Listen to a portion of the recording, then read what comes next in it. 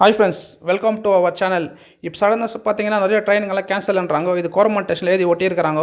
இவங்க என்ன எழுதி ஒட்டிடுறாங்க ஒன்றுமே புரியல. அட்லீஸ்ட் ஒரு கம்ப்யூட்டர் பிரிண்டாக போட்டு தெளிவாக எழுதி ஒட்டியிருந்துக்கலாம். எல்லாம் ஹிந்திக்காரங்கிறாங்க ஸ்டேஷனுங்களில்.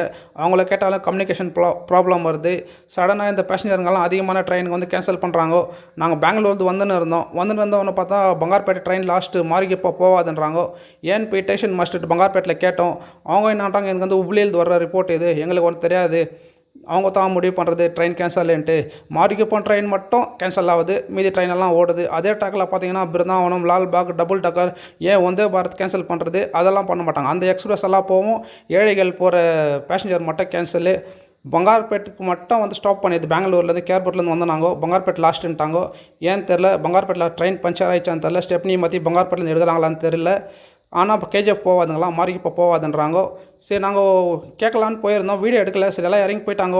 லேடிஸுங்கெல்லாம் பார்த்தீங்கன்னா ரொம்ப கஷ்டப்பட்டு போவாங்க. ஜென்ஸுங்கெல்லாம் எப்படின்னா பஸ்ஸு பிடிச்சின்னு போயிடுவாங்க.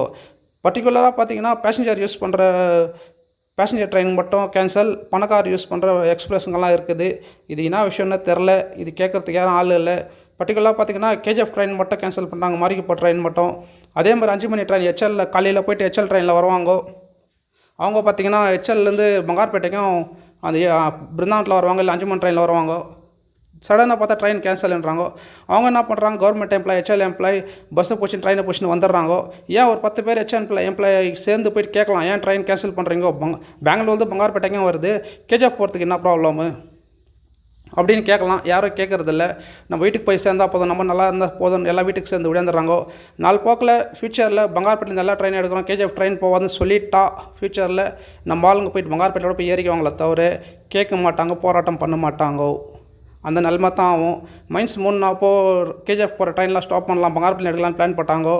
அப்படி பண்ணால் கூட நாளைக்கு ஃப்யூச்சரில் ஆச்சரியப்படுறதுக்கு இல்லை. இப்போ அந்த மாதிரி தான் பண்ணின்னு இருக்கிறாங்க. யாருன்னா பெங்களூருக்கு போகிறவங்க வயசானவங்களாம் பிளான் பண்ணுறதா இருந்துச்சுன்னா தேசியவாதி பஸ்ஸில் போயிடுங்க. எந்த ட்ரெயின் போகிற ட்ரெயின் ரிட்டர்ன் வருமானு கேரண்டி இல்லை, மனுஷர்களுக்கு கேரண்டி இல்லைன்ற மாதிரி ட்ரெயினுங்களுக்கும் கேரண்டி இல்லை. இப்போது நேற்று பெங்களூர்ந்து வந்தோம், மாரிக்குப்போ டிக்கெட் கொடுத்தாங்க, ஆனால் பங்கார்பேட் கேன்சல்ன்றாங்க. அது என்னன்னு புரியல. வயசானவங்கலாம் பார்த்தீங்கன்னா லேடிஸுங்கெல்லாம் பாருங்கள், இறங்கி ட்ராக் வந்து வந்துனுக்குறாங்க. அவங்களாம் ரொம்ப கஷ்டப்பட்டு கேஜிஎஃப் கோரமண்டல் டவுன் வைக்க இருக்கிறவங்க போயிடலாம். மாரிக்குப்போ போகிறவங்கன்னா 2 ஆட்டோ பிடிக்கணும், பஸ்ஸில் போகணும். அவங்களுக்கே ஒரு 60-70 ரூபாய் செலவாகும்.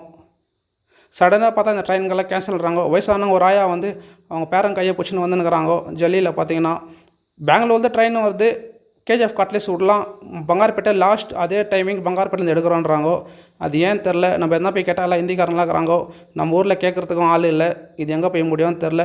சரி வாங்க, நான் வந்து பார்த்துருந்தோம். எங்களால் முடிஞ்சால் ஒரு சின்ன தொகுப்பு.